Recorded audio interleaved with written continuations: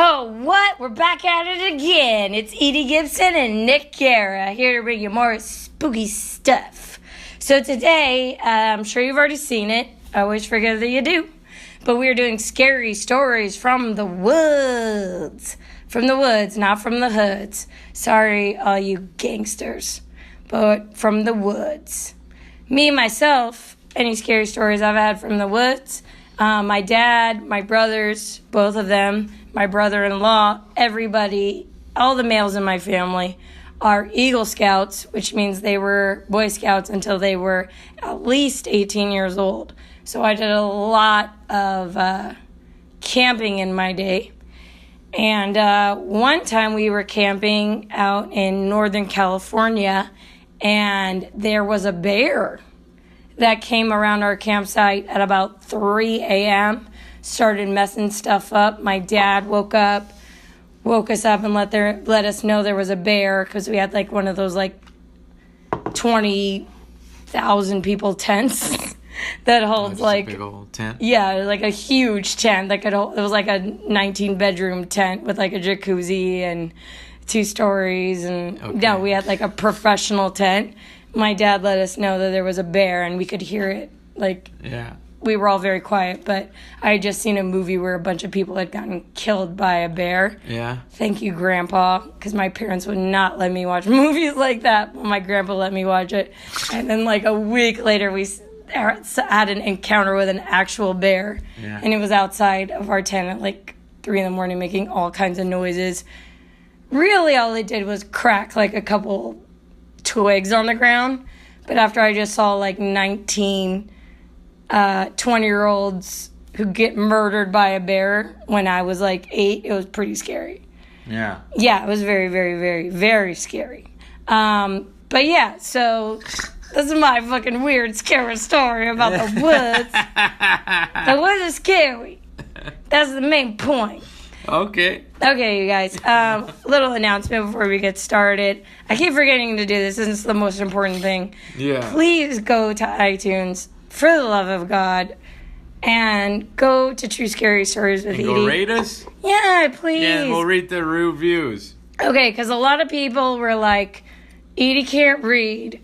Or they were like, this bitch cannot read. A bunch of stuff like that. So we got a couple bad reviews on my part because we used to have Nick not read the stories.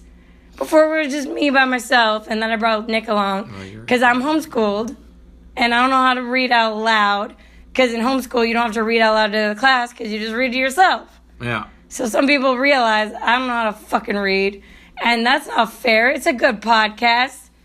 You guys love it. It gets a lot of listeners. No, don't stop him, Nick. I gotta say some shit. Where are we at? I gotta say this shit. Anyway, so please. It's a long beginning. Okay, well, I'm fucking gonna get to the good part. Anyways, please give it 5 stars. It really, really, really, really, really, really, really, really, really, really helps us out. You know that I've gone on too long when Nick is starting to laugh and he's trying to. Man. Okay, Nick, we're gonna get into it. Are you ready? Sure. Okay, good. I knew you would be ready. Okay, let me play. 3 minutes. All right, chill out. I'm gonna play the scary music and then we're gonna start. Okay, all right. Please, for the love of God, go on iTunes.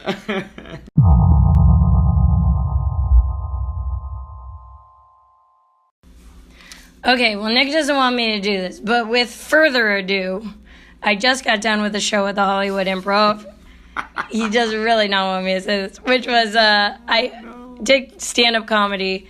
I opened for Chris D'Elia and I almost said Bruce Willis, and Jeff Ross, who was running his roast jokes for Bruce Willis. And Bruce Willis really reminds me of my dad. Okay. He reminds me of my dad, who loves to go hunting, and he's like a mix between Bruce Willis and King of the Hill. So this next... the entire cartoon? Yeah, the entire cartoon. He reminds me of Hank. Anyway, so this next story really kind of borders on that. This story is called When I Was a Kid. About 12 or so. When I was a kid, about 12 or so, my dad would always wake me up in the middle of the night to go hunting. I fucking hate hunting. A few weeks prior to this night, I saw an episode of Are You Afraid of the Dark about the Jersey Devil. I was on edge because I knew my dad would make me go hunting soon, and sometimes we hunt in Jersey. As sure as shit, he wakes me up one morning at like 3 a.m. and we're off to the woods in Jersey in pitch black so that he could be there and all set up before the deer come out.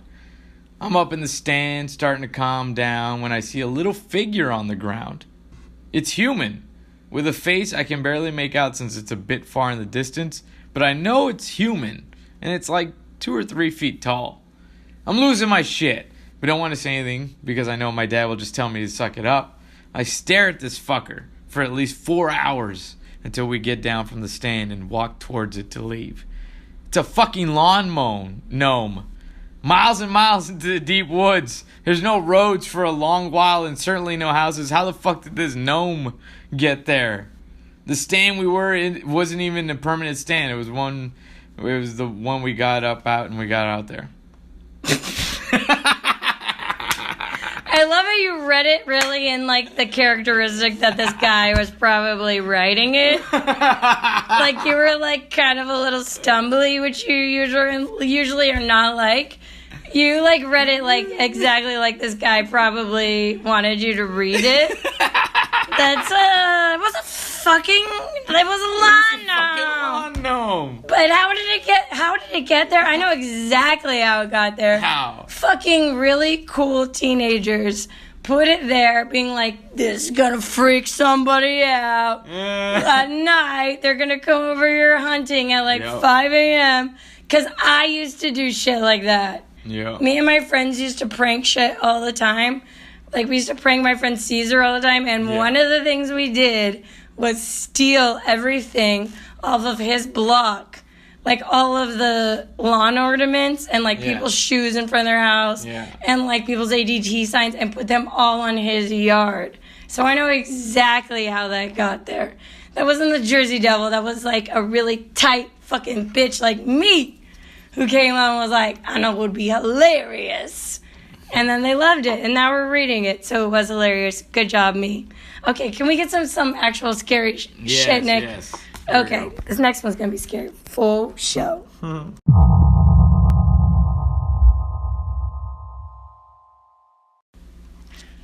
right, this next story is called Flea. In the pitch dark, with all of our tent windows and canvases closed, I was awoken at 1 a.m. by someone whistling outside of our tent, the tune of When the Saints Go Marching In. Come marching in. Nice. After a few minutes of this repetitive whistling, I nudged my girlfriend who awoke and was obviously freaked out as well.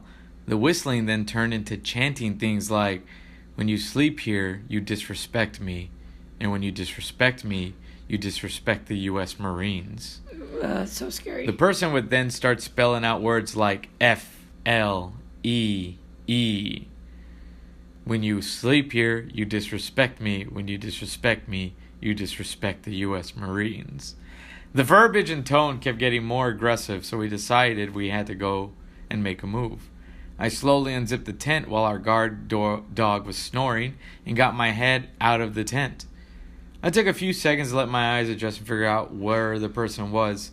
I felt more confidence once I could somewhat see and hear, so I climbed down, and the girlfriend passed me the dog and she climbed down too.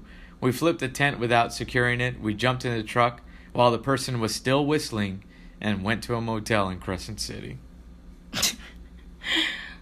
It sounds like it wasn't really a guard dog if you could hand it to your girlfriend while she was snoring. While the dog was snoring.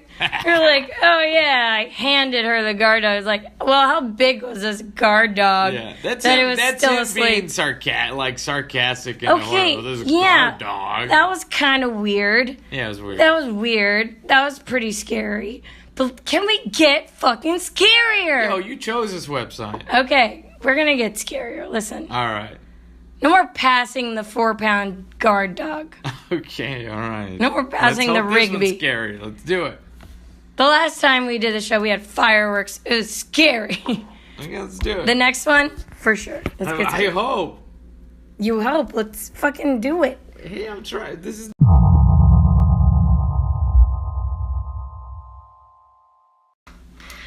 And this next story is called Blood Mountain.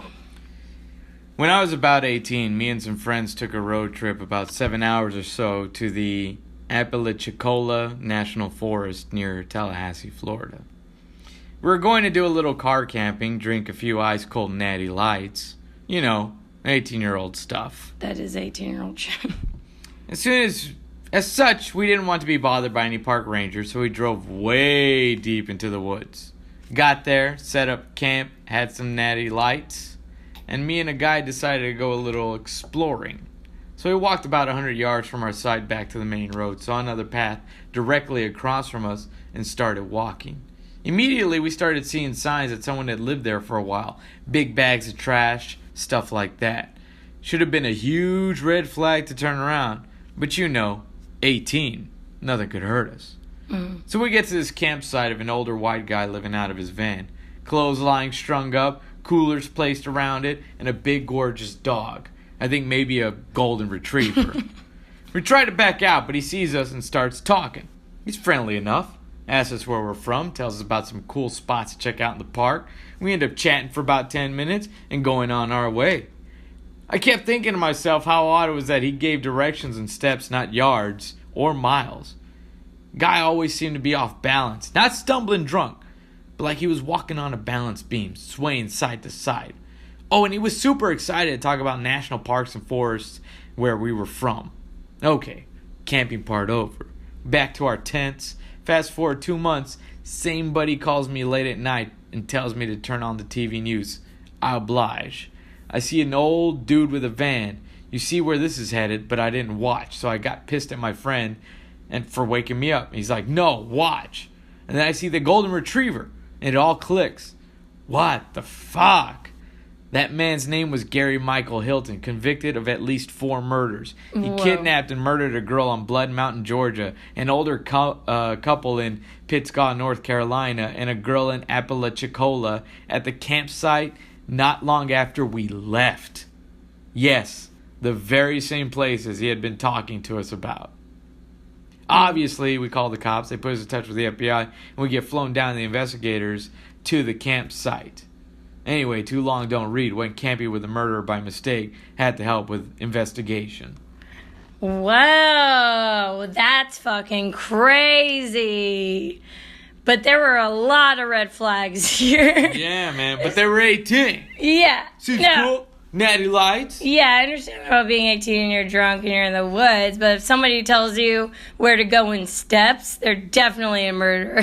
Yeah. They're like, oh yeah, just go 18 steps past the shallow grave, and then you, that's like what they're telling the FBI when they're asking them where the bodies are. He's like, well, see, what happened was we had some natty lights, went down, it's about 3 natty lights in, we saw this cabin. Like, you see a bonsai tree? Okay, so 18 steps staggering east. Yeah, that's like some definitely murderer shit. That's where I hid the body. And it's like, also, what kind of pervert notices a gorgeous golden retriever? You just say cute dog. That's what I would like. Say gorgeous? It's a cute dog. I would notice a cute family. Big, gorgeous dog, yeah. A cute Family Matters. Well, not Family Matters. It's the one where they're tanners. What's the one where they're tanners? Oh my god, I'm forgetting now. I'm also forgetting. Danny Tanner, 70. Full House. Full House. Okay, yeah. You wouldn't say gorgeous golden retriever comet. It was pretty good. No, it was a great looking. I mean, I'd hit it. That's not what we're talking about here. But you don't say that. You don't say gorgeous golden retriever. You say it was a cute golden retriever. You don't want to seem like some kind of pervert. Okay. But yeah, there was a lot of red flags here. Why are you meeting people in the woods? Why is a golden retriever a red flag? You don't say gorgeous golden retrievers. Weird thing to say. Oh. Yeah, but he wasn't the murderer. Well, he might be. He was involved in this shit, probably because of his weird love for fucking dogs. That's what happened here. He was out on the hunt for dog puss. I don't know. Okay, yeah, there's 13-year-olds who listen to this, and this might have gone too far. Please send all of your hate mail to Nick Guerra at Nick Guerra. Okay, good. I don't fuck dogs anymore.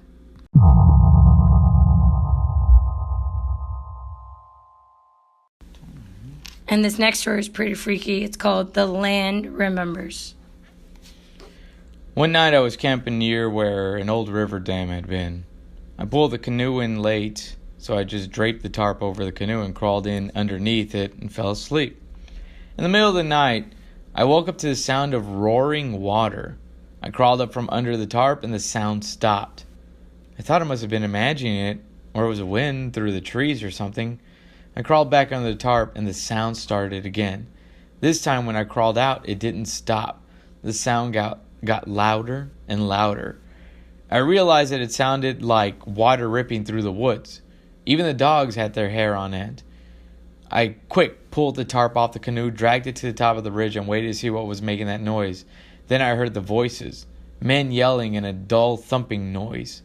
I huddled down next to the boat, pulled the dogs close, and waited for the sun to come up to find out what was happening. Morning came, and there was nothing to see. To this day, I don't know what it was, but I have my ideas. I will not camp there ever again. I was told the land remembers, and that's fine. I just don't need to be there when it's remembering. Oh, shit. What do you think it was? I mean, like, why didn't he tell us what it was? What is his theory? His theory? I'm going to tell you it's probably, like, war. Thumping noises. Yeah, or could it... Native Americans? Yes, that's exactly what I was thinking. That kind of shit happens all the time at night. There's, like, a lot of accounts of people seeing, like, people going to war. It's, like, a huge, huge thing that happens in people's lives. Yeah. And it makes sense that they would still be reliving it. That's so, yeah, crazy. I would assume some more shit. Let's get to the next story.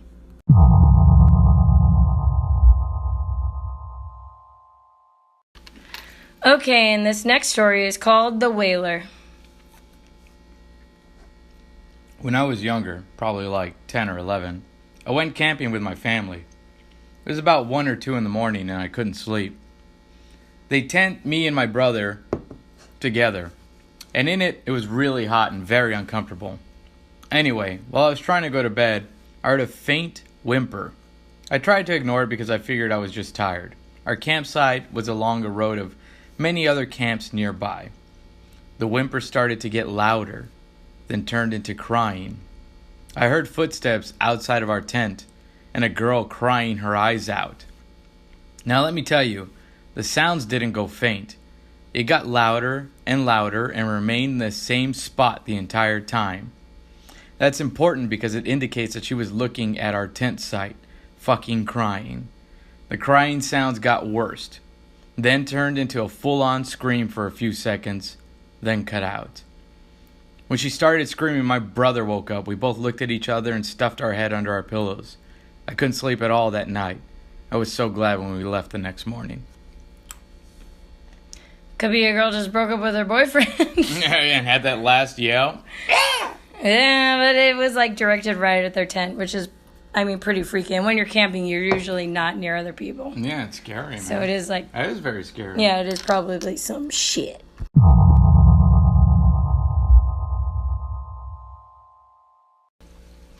And this next story is close to home because it features Boy Scouts, which I've already said. My dad, my brothers, and everybody in my family are Eagle Scouts. Did you say that? Yeah, I've said that before. Okay. So I've done a lot of camping. That's why this all hits home. Oh. So this next story is called Ghost Bullets. One summer, I helped the Boy Scouts troop I was part of. I received my Eagle Award 2 years before, but wasn't particularly active afterwards. And we took the troop down to the Antietam National Battlefield.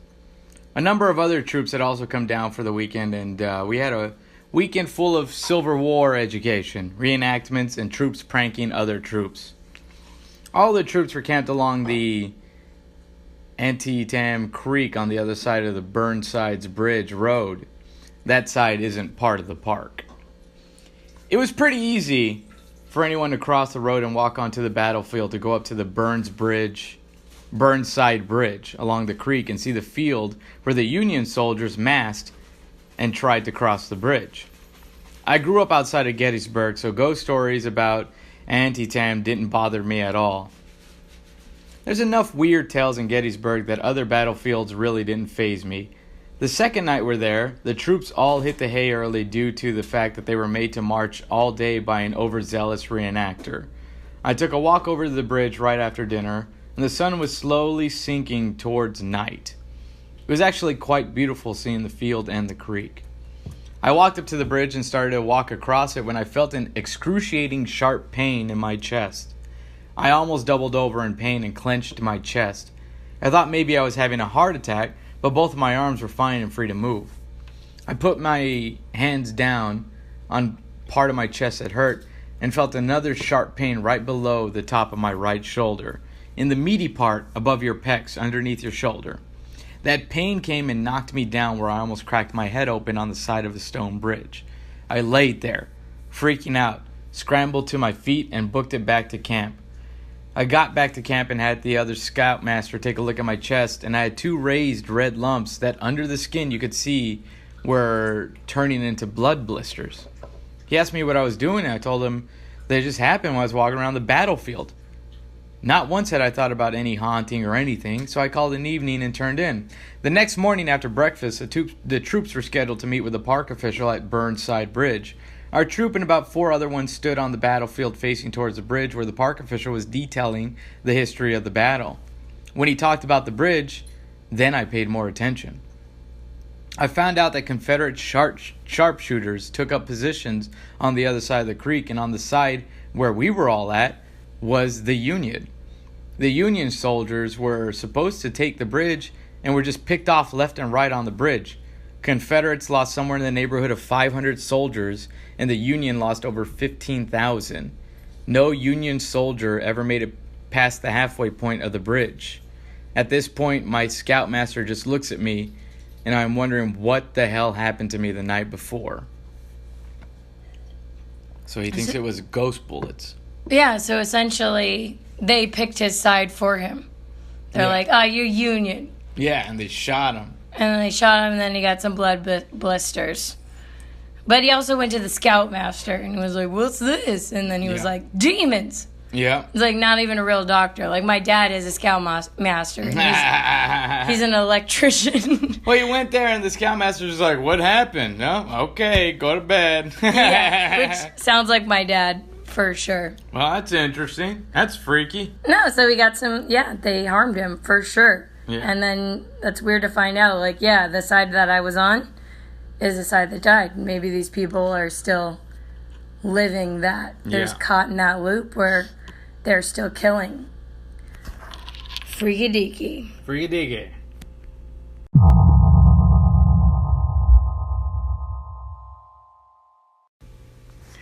Okay, and this last story is called The Flashlight. 9 years ago, I was camping in northern BC with a group of friends. It was around 10 p.m. and we were in the middle of nowhere, roughly 50 kilometers from any town, store, etc. So it was super dark out. We were sitting around our fire just listening to tunes and drinking beer. At one point, we saw a light up on the mountain across the lake from us. This was a decent-sized lake, I'd say roughly 5 kilometers across and surrounded by mountains. When we noticed the light, we assumed that it was other campers and that we could visit them. So we flashed our flashlight to try and get their attention. First, we flashed our light twice, then they flashed back at us twice, then 3 times, and so on. We were brainstorming how to hike over and meet them when the light seemed to increase in intensity. It then proceeded to fly from one side of the massive mountain to a mountain on the other side of the lake. It then sat there and flashed at us a few times. At this point, we were shitting bricks, so we turned off our light. I remember going to my tent and putting my sleeping bag over my head just out of fear. I fell asleep and woke up, and everything was fine. But for some reason, there was roughly half a dozen really big dead toads outside my tent. To this day, I don't know what happened. Aliens. Alien shit. No, alien shit. I mean, like, that's like the main thing that aliens do is that they kill a bunch of animals when they come down. So you'll see like lights and you'll see some kind of interference in the sky, and then a bunch of shit will die. That's like a very common thing people associate with alien encounters. So that would be my guess, or just a bunch of weirdos who were like, let's contact these dudes and then let's kill a bunch of toads. I mean, there might have been just a bunch of 10-year-olds. Maybe that was the aliens. No, it was definitely aliens are like, yo, let's go take these dudes kill a bunch of toads, bro. Yeah, let's get ourselves. We went, we got a couple of natty lights, went down to the lake, saw a couple of those human beings down there, decided to fuck with them. Right, we're just like, hey, let's flash this light at them. They kept flashing at us. The motherfuckers went back in the tent, and we're like, you dumb bitches, and we just killed a bunch of toads. I was like, that'll freak them out. We took off, bro. Freak them out real good. We took off, bro. It was about 50 par saucers away from us. This guy is such a Boy Scout. 50 kilometers, 20 kilometers, maybe like 2 bags of sand away. Was the other guy who judged things in steps? Yeah. They're all that type. This is weird camping shit. So thank you so much for listening to this episode, which was hilarious. We loved it. We've been drinking, so this was really fun for us. And then go to YouTube and check out Good Advice. Good Advice with Edi and Nick. We need to make more. But what I meant to say was go to iTunes and give us a good rating. We really would appreciate it. We've got a lot of good ratings, but it really helps people. It really helps us out when you put a good one, because it makes our podcast come up first when people look up scary stuff. And then go to True Scary Stories with Edi on the Facebook page and check it out. All right? And you know where we are on Facebook, Instagram, all of that. I'm at Edi Gibson Comedy. Nick's at Nick Comic. And happy to have you. And stay scared uglies. Brum, brum, brum, brum. The podcast you just heard was published with Anchor. Got something you want to say to the creator of this show? Send them a voice message using the Anchor app, free for iOS and Android.